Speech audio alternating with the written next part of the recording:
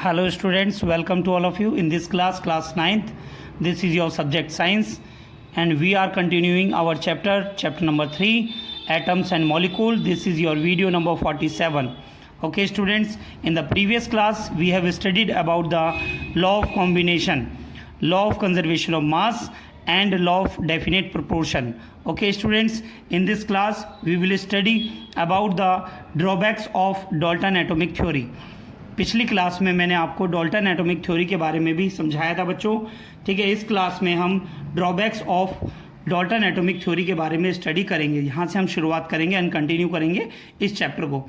Okay students, चलिए start करते हैं अपना first topic, drawbacks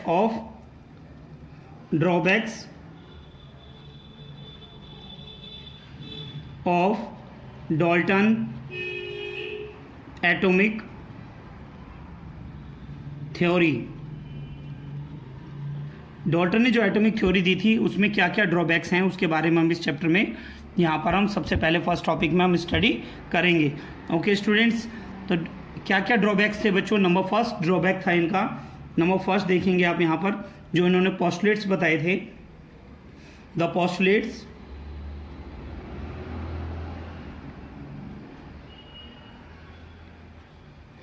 postulate that atom is indivisible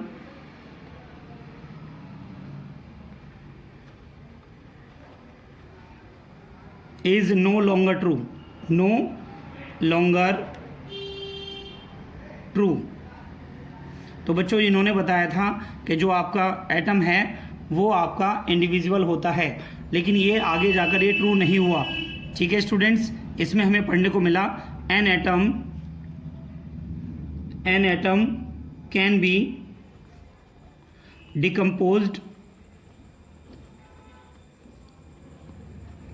into सब एटॉमिक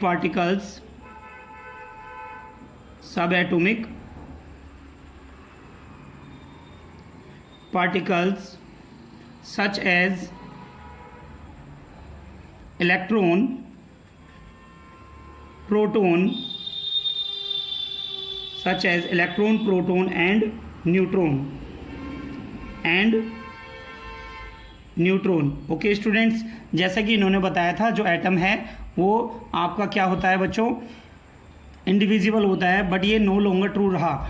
ठीक है स्टूडेंट, इसमें हमने आगे केमिस्ट्री में हम पढ़ेंगे, इसमें जो एटम है वो आपका 3 सब एटॉमिक पार्टिकल में डिवाइड होता है, जैसे कि आपका इलेक्ट्रॉन, प्रोटॉन एंड न्यूट्रॉन के सब एटॉमिक पार्टिकल इनमें पार्टिकल में डिवाइड होता है। ओके स्टूडेंट्स, सेकंड ड्रॉबैक क्या था बच्चों इनका, इन्होंने बताया था atoms of the same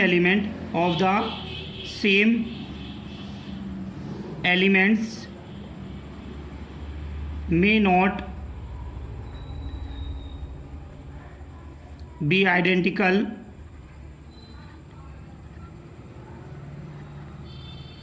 in all aspects। तो बच्चों इन्होंने बताया था एटम्स जो सभी एलिमेंट्स हैं वो सभी आइडेंटिकल होते हैं इन ऑल एस्पेक्ट्स में, but may not be identical in all aspect. ये प्रूव हुआ बिकॉज आप यहाँ पे देख सकते हैं the atoms of the same element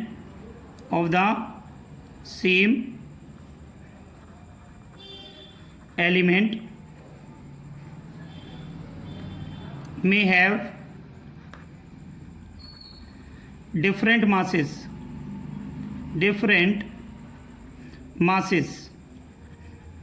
ये देखने को मिला बच्चों। यहाँ पर एग्जाम्पल में हम आपको बता रहे हैं, यहाँ पर जिस तरीके से लिया गया था बच्चों क्लोरीन, क्या लिया गया था, क्लोरीन को लेते हैं हम यहाँ पर। क्लोरीन के जो रिलेटिव एटॉमिक मास होते हैं, relative atomic mass of chlorine, relative atomic mass of chlorine कितना था बच्चों, 35 एंड 35.5। तो यहाँ से हमें देखने को मिला बच्चों कि हमारे जो सेम एलिमेंट्स हैं वो हमेशा आइडेंटिकल नहीं होते हैं। ठीक है, इस तरह के एटम्स को हमने क्या बोला बच्चों यहाँ पर, such atoms having different masses are called isotopes. ठीक है बच्चों, यहाँ पर जो एटम्स हैं जिनके सेम एटॉमिक नंबर होते हैं उन्हें हम आइसोटोप्स कहते हैं, और जिनके सेम एटॉमिक मास होते हैं उन्हें हम आइसोबार्स कहते हैं। इसके बारे में हम आपको पढ़ाएंगे बच्चों। ठीक है, नंबर 3 पॉइंट है बच्चों, यहाँ पर देखें, the atoms of different elements, the atoms of different element may be some respect, example atomic mass of calcium,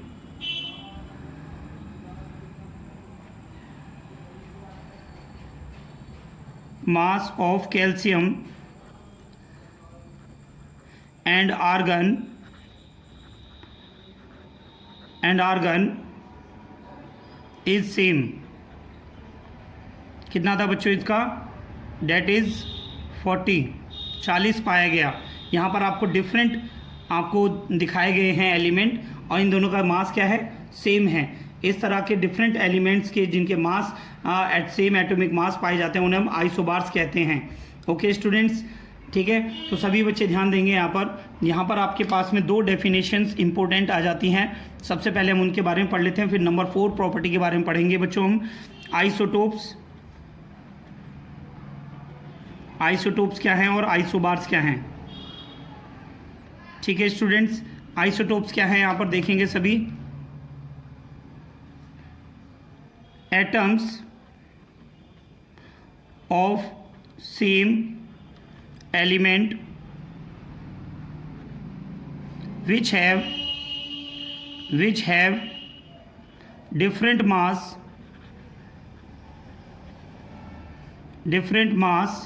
are called isotopes। ठीक है स्टूडेंट्स, जैसे कि यहाँ पर क्लोरीन दिखाया गया है, क्लोरीन का एटॉमिक नंबर 17 है, क्लोरीन इसका एटॉमिक मास है 35, एंड इसी का जब आइसोटोप लेते हैं तो 17 एटॉमिक नंबर एंड इसका मास है आपका 35.5। ओके स्टूडेंट्स, यहाँ पर same atomic number, same element but different masses are called isotopes. And isobars में देखते हैं बच्चों, आइसोबार्स में आपको बताया गया है atoms of different elements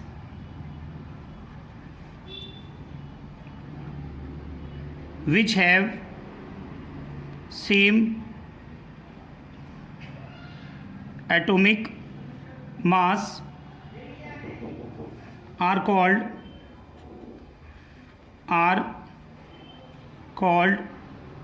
isobars।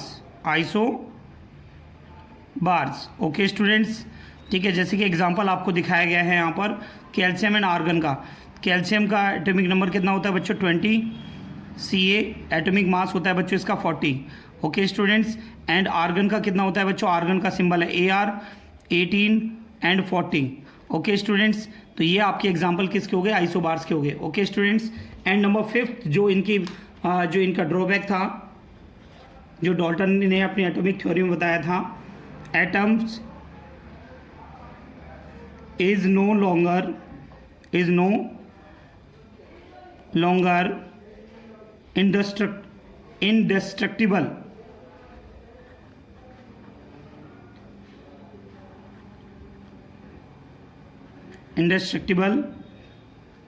यानी एटम जो है आपका इंडेस्ट्रक्टिबल होता है, इसको कन्वर्ट जो है, बट यहाँ पर हमने देखते हैं इसमें, ठीक है, एटम या फिर कहीं कोई भी मैटर है आपके पास जो एटम से मिलके बने होते हैं बच्चों, can be converted into energy। Okay students, यहाँ पर आपको एक इक्वेशन बताई गई है, according to Einstein equation,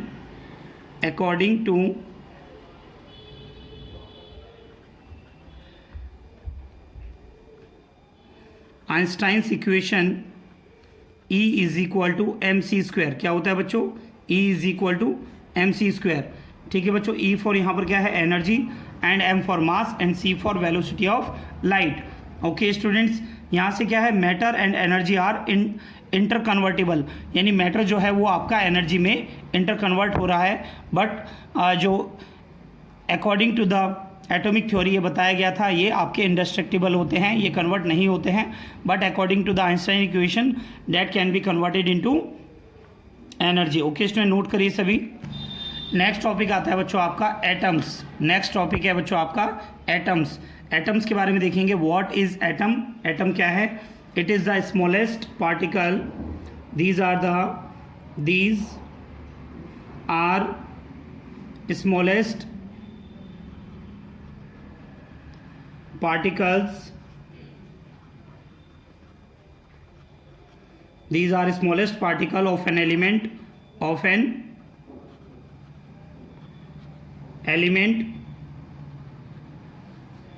which may or may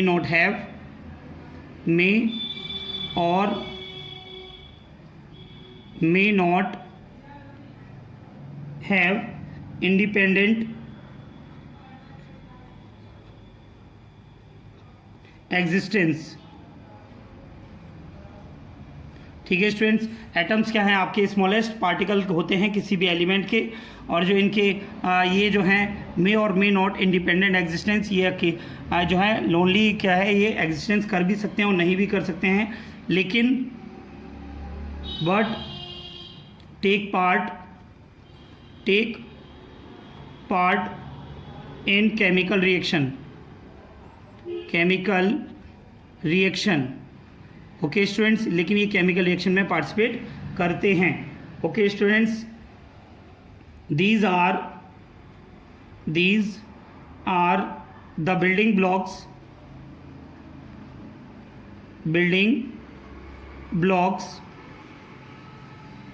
of matter, यानी कोई भी मैटर जो है वो इन सबसे मिलके बना होता है। ठीक है स्टूडेंट्स, जैसे कि हम यहाँ पर एग्जांपल ले सकते हैं। एग्जांपल ऑफ किसका बता रहे हैं बच्चों? Atoms of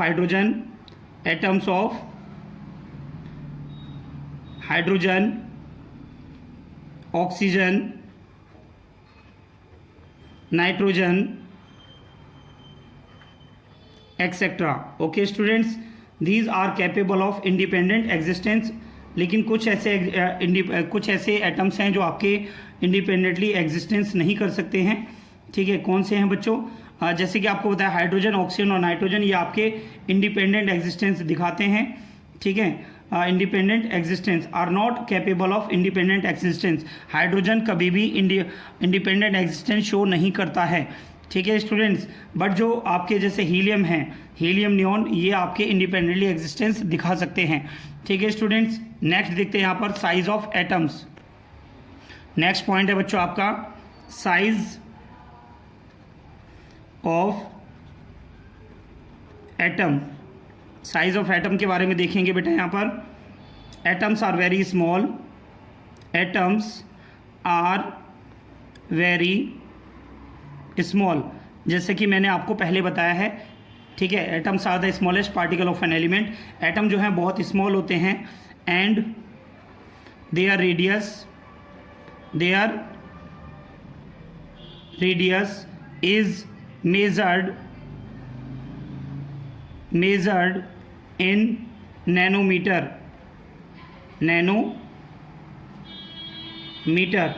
okay students, nanometres में इसको मेज़र किया जाता है। जैसे आपको हम दिखा रहे हैं 1/10⁹ मीटर जो होता है आपका 1/10⁹ मीटर इज इक्वल टू कितना होता है बच्चों? 10⁻⁹। इसको हम लिख सकते हैं 10⁹ मीटर हमने लिखा, इससे हम लिखते हैं बच्चों 1 नैनोमीटर। क्या लिखते हैं बच्चों? 1 नैनोमीटर, यानी 1 मीटर इज इक्वल टू कितना हो जाएगा यहाँ पर? 1/10⁻⁹। 1 इज इक्वल टू 10⁻⁹। ठीक है स्टूडेंट, 1 इंटू 10⁻⁹ मीटर। 10⁻⁹ करेंगे, यहाँ से हम मीटर निकालेंगे तो कितना आ जाएगा बेटा? ये देखिए यहाँ पर 10⁻⁹, 10⁻+9 में प्लस का 9 हो जाएगा नैनोमीटर में। ओके स्टूडेंट्स, ठीक है। 1 metre is equal to 10⁻⁻9 nanometre, and 1 nanometre की वैल्यू देखेंगे तो यहाँ से आपको आ रही है 10⁻⁻9 नैनोमीटर। तो यानी जहाँ पर भी आप वैल्यू पुट करेंगे 1 नैनोमीटर इज इक्वल टू आपको देखने को मिलेगा यहाँ पर क्या मिलता है बच्चों, 10⁻�9 मीटर। ओके स्टूडेंट, तो यहाँ पर एटम की जो रेडियस है वो काफ़ी स्मॉल होती है, जैसे कि आपको दिखा रहे हैं कि मीटर के रिस्पेक्ट में बताएं तो 1/10⁻9 होती है। तो यानी 1 को आप 10⁻9 से आप डिवाइड करेंगे तब आपको रेडियस ऑफ जो है एटम आपको मिलती है। ओके स्टूडेंट्स, अब हम यहाँ पर सीखेंगे बच्चों, नेक्स्ट टॉपिक आएगा बच्चों आपका modern day symbols. Modern day symbols of atoms of different elements. ठीक है स्टूडेंट्स, यहाँ पर आज की डेट में जो सिंबल्स हैं, ठीक है, वो जो डिफरेंट एलिमेंट्स के किस तरीके से सिंबल्स को हम स्टडी कर रहे हैं। ठीक है, केमिस्ट्री में सिंबल्स को रिप्रेजेंट करने के लिए, एलिमेंट्स को रिप्रेजेंट करने के लिए सिंबल्स का यूज़ किया गया था बच्चों यहाँ पर। ठीक है, सबसे पहले जॉन डाल्टन ने इनका यूज़ किया था। ठीक है, यहाँ पे हम बताएंगे, यहाँ पर ये देखिए बेटा, in chemistry symbols are representation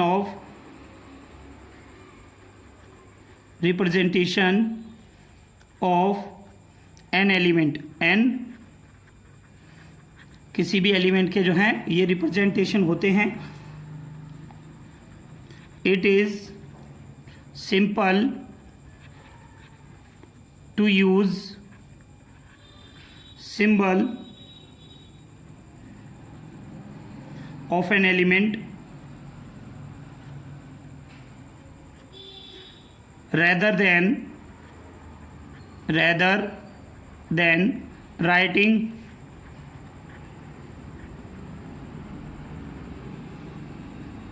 an whole word of element, whole word of element. ठीक है स्टूडेंट, यानी पूरे एलिमेंट का नाम लिखने की जगह अगर हम उसका सिंबल लिखें वो ज़्यादा हमें इजी पड़ता है। ठीक है स्टूडेंट, तो यहाँ पर हमारे जो साइंटिस्ट थे, सबसे पहले साइंटिस्ट कौन से, किस साइंटिस्ट ने आपको सिंबल दिए, तो ये थे हमारे Dalton was the scientist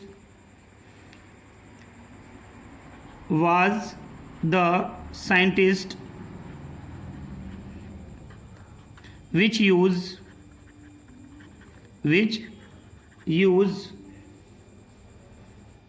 symbol for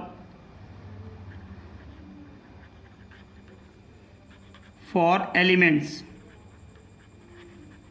ठीक है बच्चों, जिन्होंने सबसे पहले इन्होंने सिंबल फॉर एलिमेंट्स को क्या किया था बच्चों, यहाँ पर इनका यूज़ किया था। कुछ सिंबल्स मैं यहाँ पर आपको बना के दिखाऊंगा बेटा, ये सभी बच्चे ध्यान रखेंगे इन्हें। जैसे आपका जो हाइड्रोजन का सिंबल था, हाइड्रोजन के सिंबल को दिखाने के लिए इन्होंने इस तरह से डॉट का यूज़ किया था। ये बनाया था बच्चों हाइड्रोजन। फॉस्फोरस के लिए इन्होंने इस तरह का सिंबल इन्होंने यूज़ किया था बच्चों, फॉस्फोरस।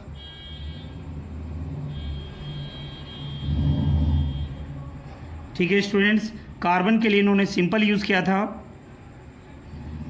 सल्फर के लिए इस तरह का सिंबल यूज़ किया था। ऑक्सीजन के लिए जो सिंबल, कार्बन के लिए सिंबल था ये आपका बिल्कुल डार्क ब्लैक में था यहाँ पर। ऑक्सीजन के लिए इस तरह से यूज़ किया था। आयरन के लिए यहाँ पर इसमें आई बना हुआ था बच्चों, एंड कॉपर के लिए इसमें सी बना हुआ था बच्चों एक सर्कल में।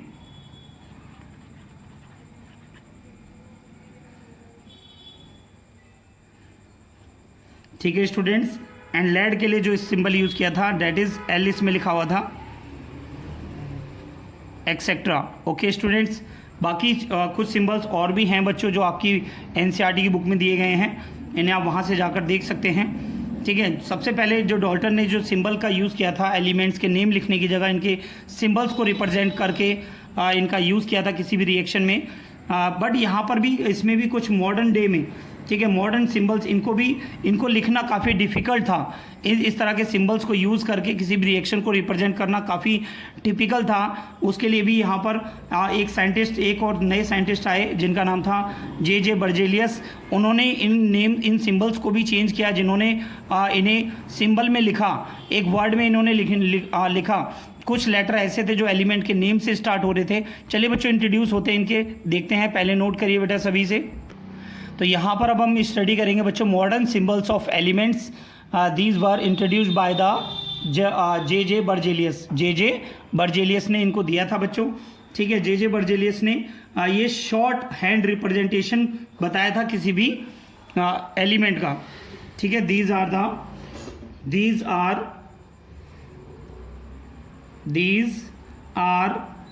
शॉर्ट हैंड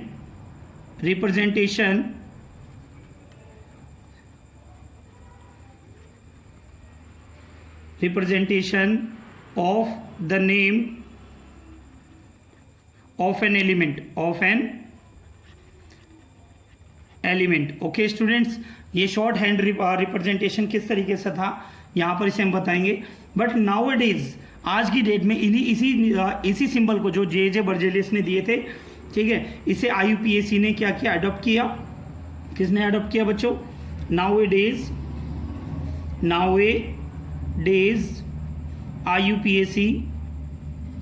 IUPAC क्या होता है बच्चों?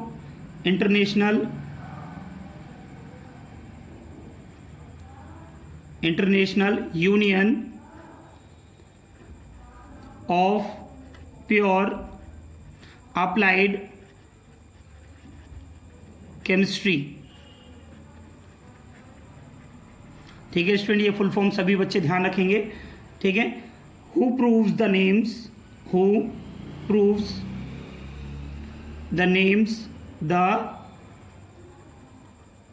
Names and symbols of the elements, यानी IUPAC ने भी इसे प्रूफ कर दिया कि ये आपके सिंबल्स जो हैं बहुत ही ठीक हैं and easy to use into any chemical equation, ठीक है स्टूडेंट्स। तो ये किस तरीके से उन्होंने यूज़ किए, ठीक है। तो यहाँ पर हम देखेंगे यहाँ पर, ठीक है, किस तरीके से उन्होंने प्रूफ किए। Many of the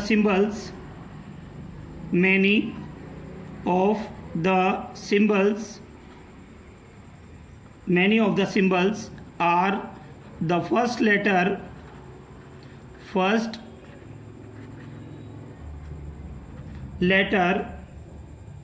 and first letter in capital and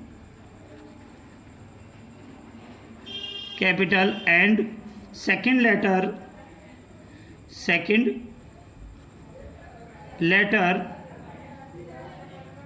as a small letter ये यूज़ किए गए बच्चों, ठीक है। एंड इसमें हम देखेंगे, जैसे कि आपको एग्जांपल आपको इसमें बताया जा रहा है क्लोरीन के बारे में। किसके बारे में बताया? Chlorine, zinc, aluminium. तो बच्चों आप देख रहे हैं क्लोरीन में फर्स्ट लेटर C कैपिटल आएगा एंड H स्मॉल आएगा, ठीक है बच्चों। क्लोरीन में यहाँ पर इसमें H, ये आपको लग रहा है इसमें फर्स्ट लेटर जो है आपका C होगा एंड सेकंड लेटर आपका H आना चाहिए, बट ये आपका सिंबल नहीं मान्य हुआ बच्चों। इसमें क्या लिया बच्चों? Cl लिया बच्चों। क्या लिया बच्चों? Cl। एंड जिंक में जो लिया Zn, क्या लिया बच्चों? Zn। एल्यूमिनियम में जो लेटर लिया गया that is known as Al, क्या लिया बच्चों? Al। तो यहाँ पर Cl and zinc and Al। तो बस आपको ये ध्यान रखना है इसमें कि according to the J Berzelius जो आपको सिंबल बताए गए थे उसे IUPAC ने प्रूव किया। एंड इसमें जो सिंबल लिखे जाएंगे वो सभी फर्स्ट लेटर आपका कैपिटल लेटर में आएगा एंड सेकंड लेटर आपका स्मॉल लेटर में आएगा, ठीक है स्टूडेंट्स। एंड सम लेटर्स जो हैं आपके लैटिन वर्ड से लिए गए हैं, जैसे कि आप यहाँ पर देखेंगे। मैं इसमें आपको बता देता हूँ कुछ letters. Symbol of some elements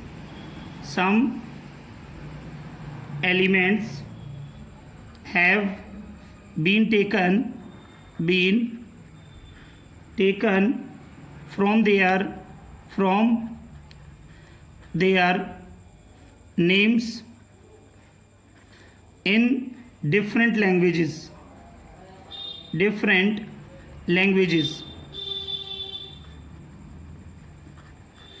कुछ लेटर जो है वो डिफरेंट लैंग्वेजेस से लिए गए हैं, जैसे कि बच्चों यहाँ पर एग्जांपल आपको बताया गया है आयरन।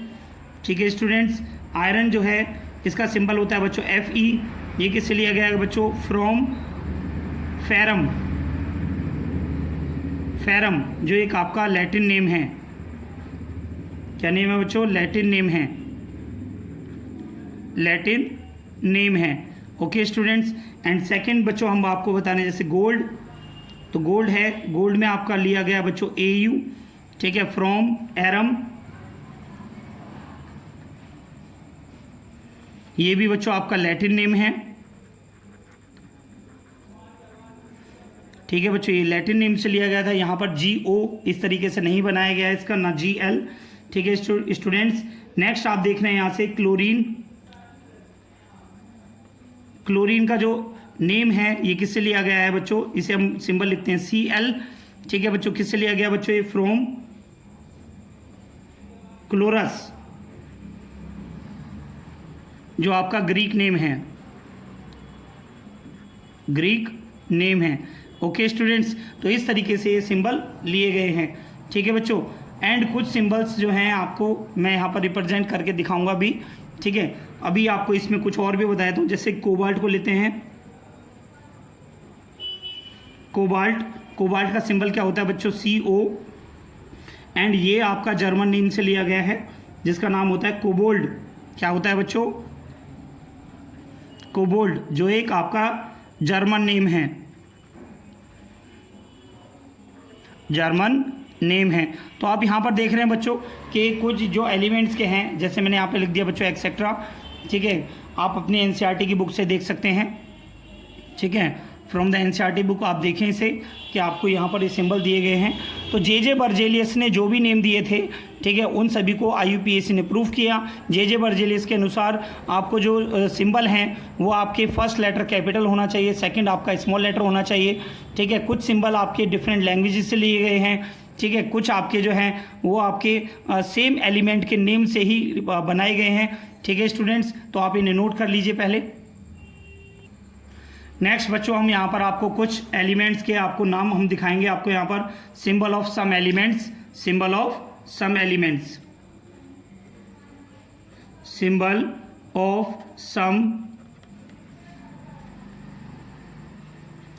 एलिमेंट्स। ओके स्टूडेंट्स, तो ये सभी स्टूडेंट ध्यान रखें इन एलिमेंट्स के बारे में। चलिए बच्चों देखते हैं, ये हमें कुछ सिंबल ऑफ एलिमेंट्स हमें दिए गए हैं। इनके सिंबल किस तरीके से होते हैं। एल्यूमिनियम का जो सिंबल होता है बच्चों, हम उसे Al लिखते हैं, Al। ठीक है, ऑर्गन का जो सिंबल होता है बच्चों, इसे हम लिखते हैं Ar। बेरियम का जो सिंबल होता है डेट इज नोन एज, इसे हम सिंबल लिखते हैं Ba। First letter capital and second आपका स्मॉल होता है बच्चों। बोरोन को हम लिखते हैं यहाँ पर केवल सिंगल नेम से लिखा जाता है बच्चों, सिंगल लेटर लिखा जाता है B। एंड ब्रोमाइन का होता है बच्चों Br। कैल्शियम का होता है बच्चों Ca। कार्बन का होता है बच्चों C। क्लोरीन का होता है Cl। क्रोमियम का होता है Cr। एंड कोबाल्ट का होता है CO। एंड कॉपर का लेते हैं बच्चों Cu। फ्लोरीन का लेते हैं बच्चों F। एंड गोल्ड का लेते हैं बच्चों Au। ठीक है, हाइड्रोजन का लेते हैं बच्चों H। आयोडीन का लेते हैं यहाँ से देखें बेटा I। आयरन का होता है बच्चों Fe। लेड का होता है बच्चों Pb। मैग्नीशियम का होता है बच्चों Mg। एंड मरकरी का लेते हैं बच्चों सिंबल Hg। नियोन का लेते हैं बच्चों Ne। एंड नाइट्रोजन का सिंबल लेते हैं बच्चों N। एंड ऑक्सीजन का सिंबल होता है बच्चों O। फॉस्फोरस का सिंबल होता है बच्चों P। पोटेशियम का होता है बच्चों K। सिलिकॉन का सिंबल होता है बच्चों Si। सिल्वर का सिंबल होता है बच्चों Ag। एंड सोडियम का सिंबल होता है बच्चों Na। एंड यूरेनियम का सिंबल होता है बच्चों U।